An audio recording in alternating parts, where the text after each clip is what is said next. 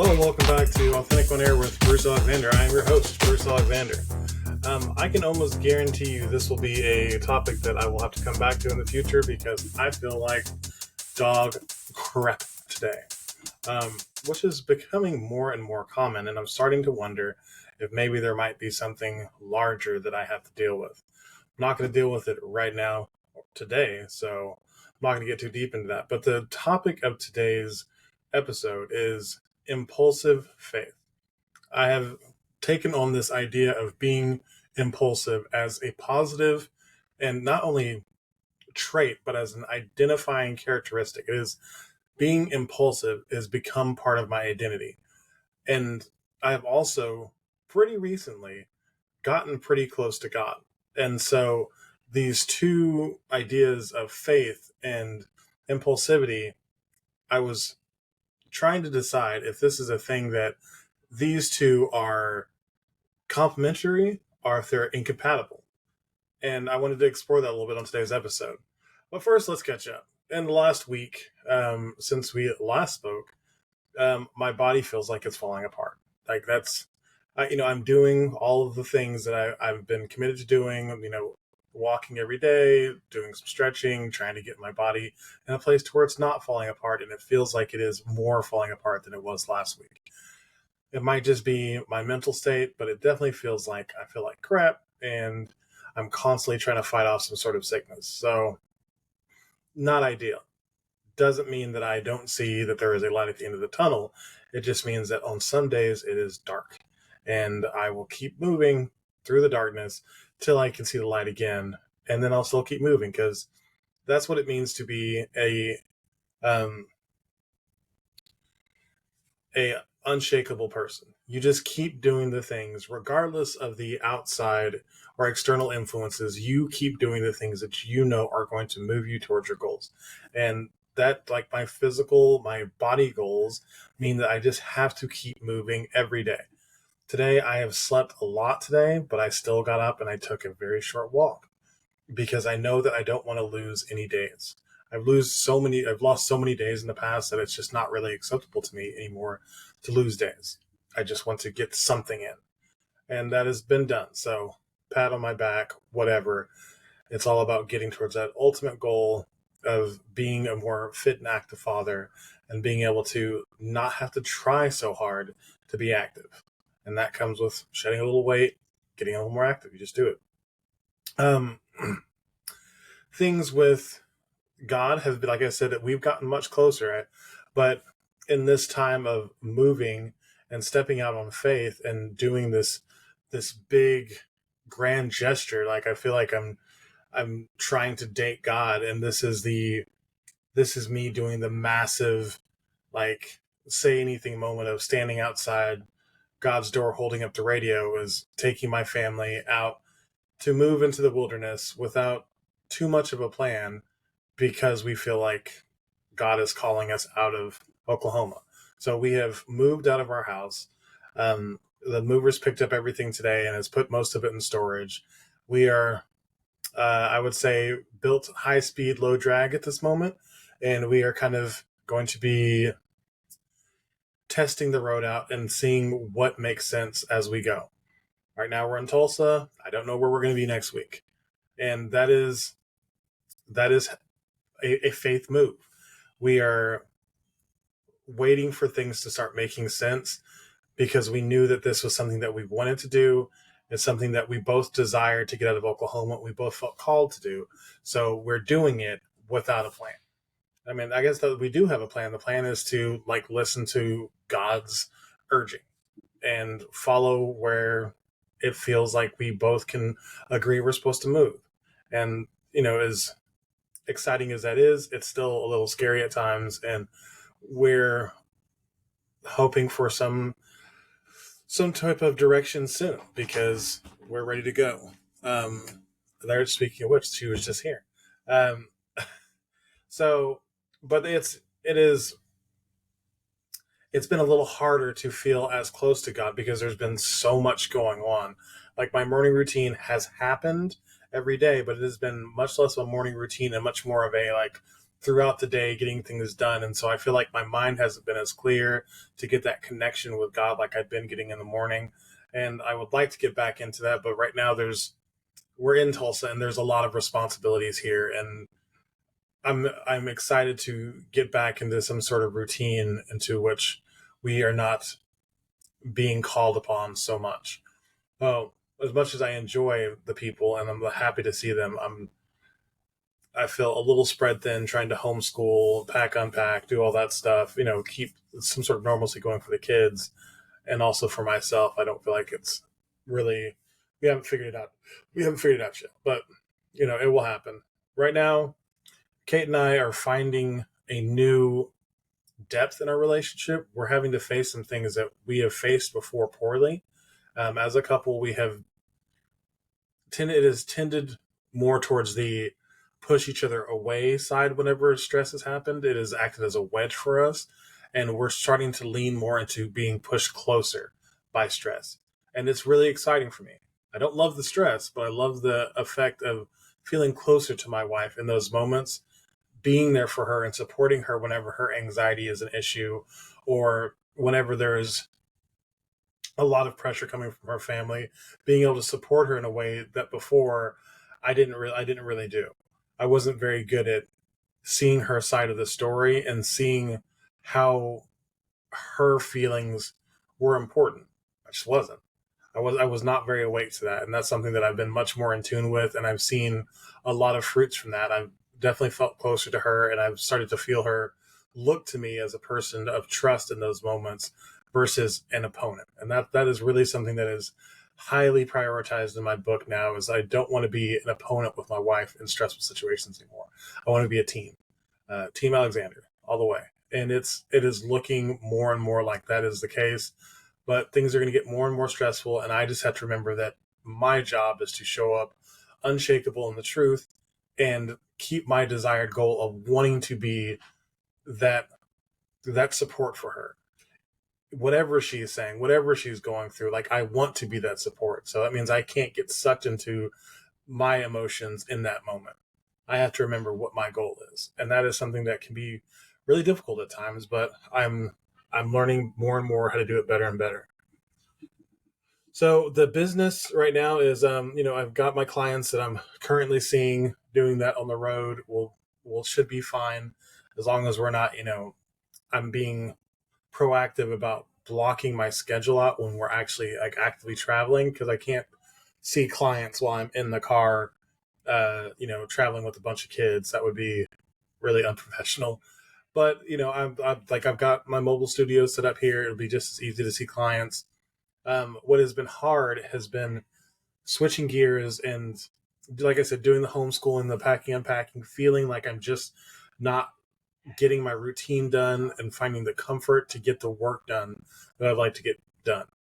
I'm trying to build a new webinar to help bring new leads in that is based on the impulsive philosophy. And I'm really excited about doing that because it makes a lot of sense.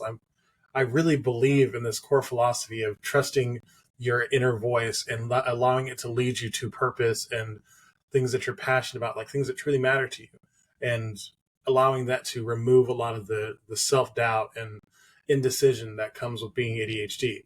I think it's a great move.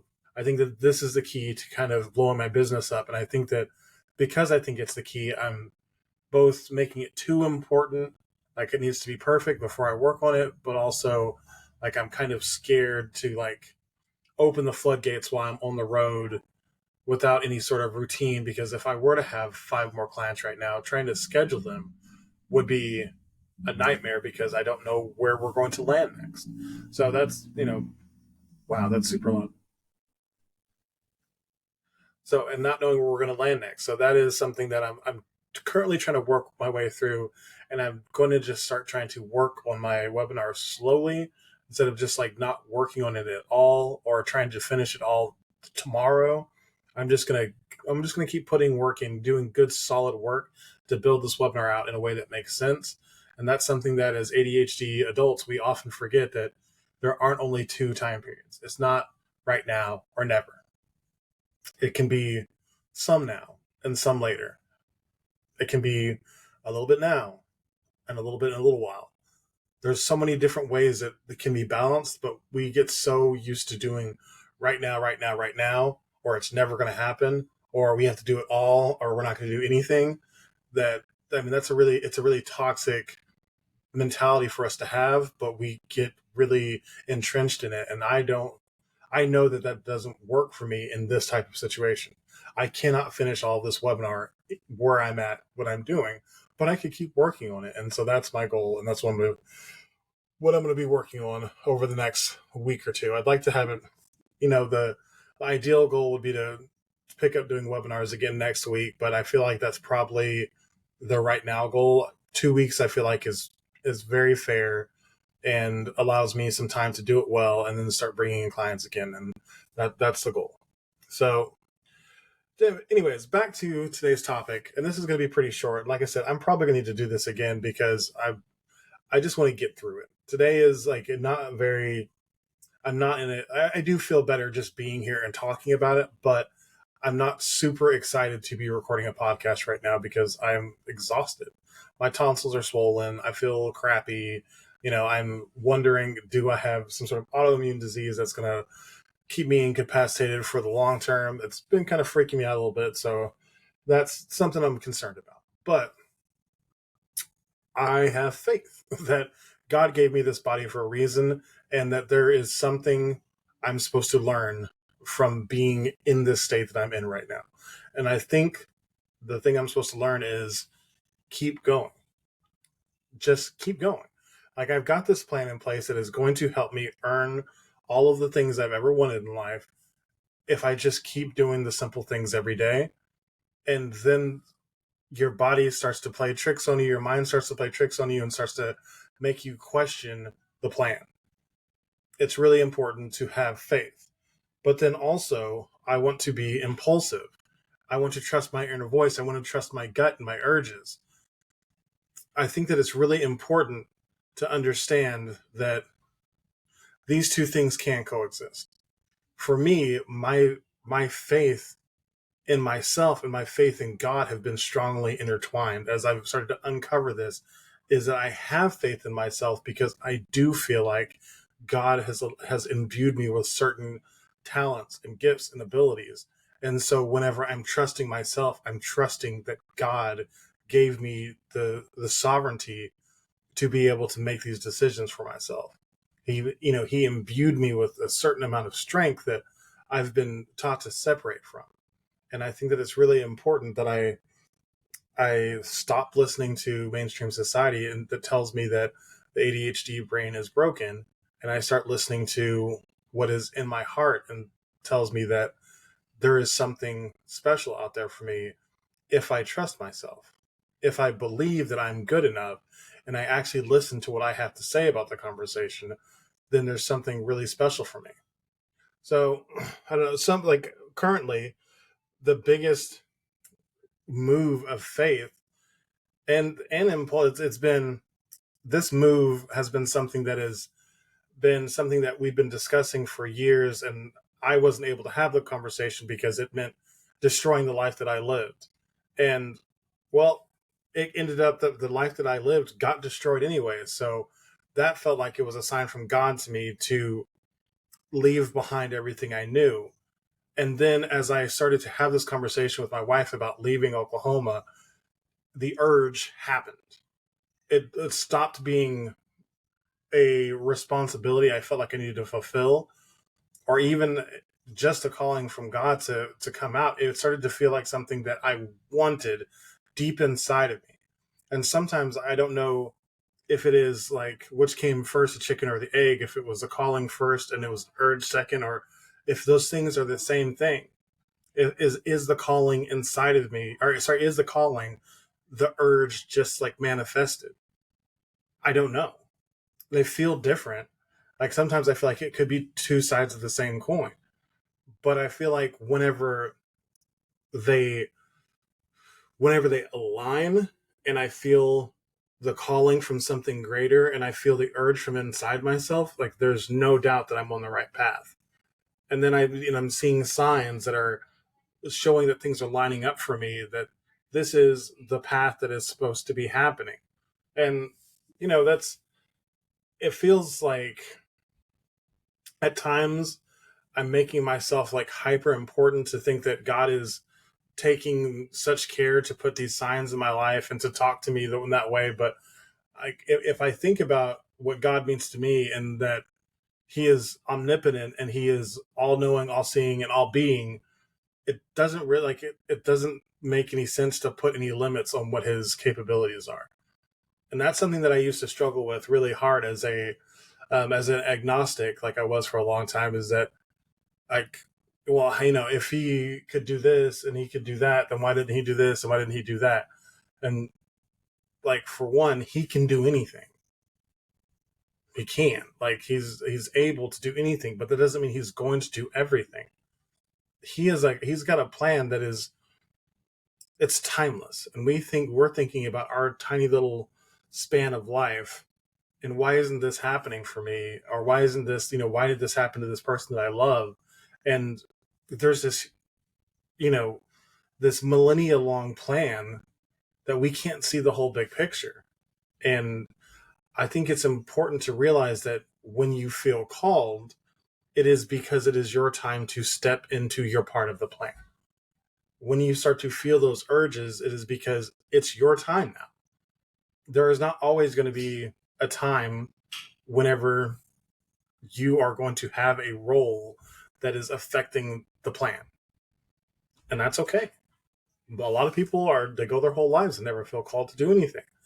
And that sounds depressing to me, but also being called to do something is stressful as fuck.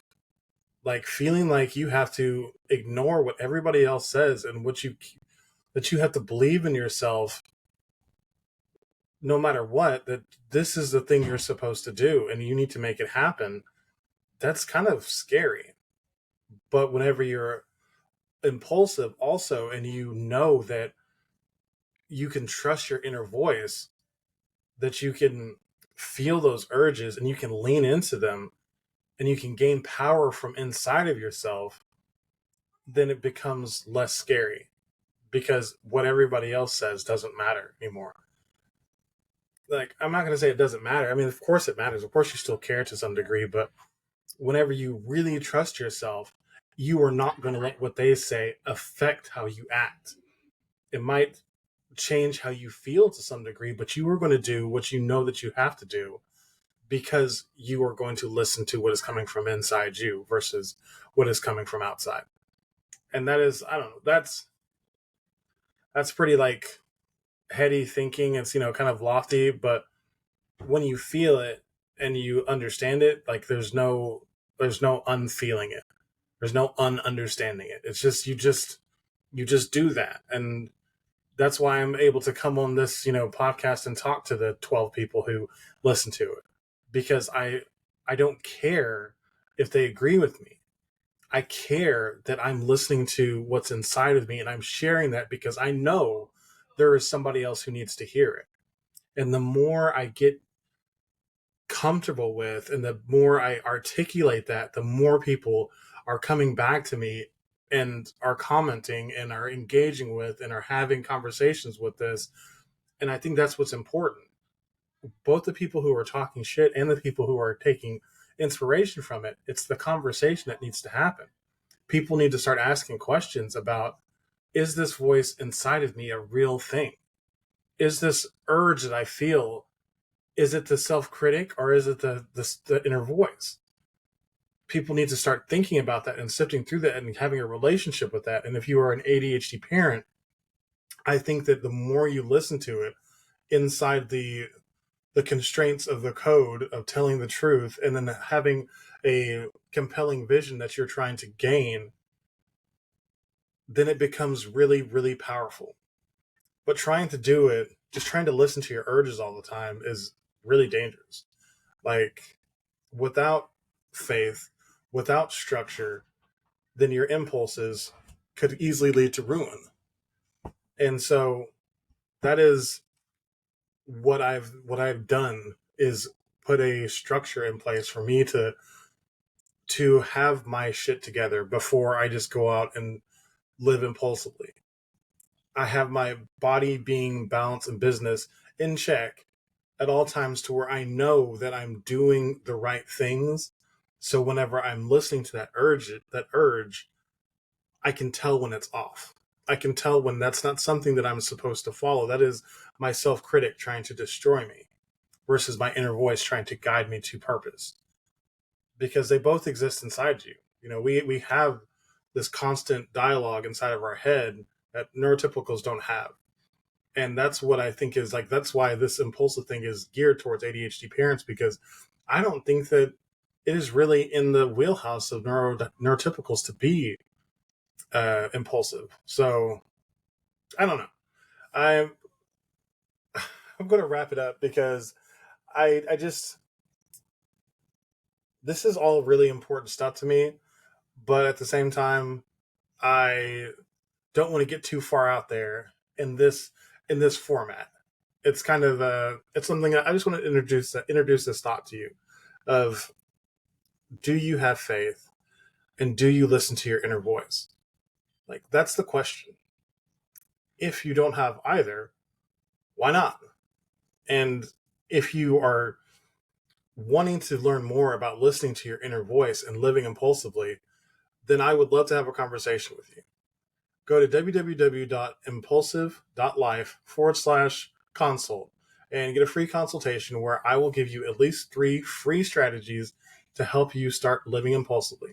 That means to uncover the powerful potential inside you where you are able to release the regret, fear, shame, and guilt that have been bred into you for being an ADHD person and learn to live with power and potential. That's it for today. We're going to wrap it up there. It's not making a whole lot of sense. You can tell I feel a little sick, but that's today's show. Bye, everybody.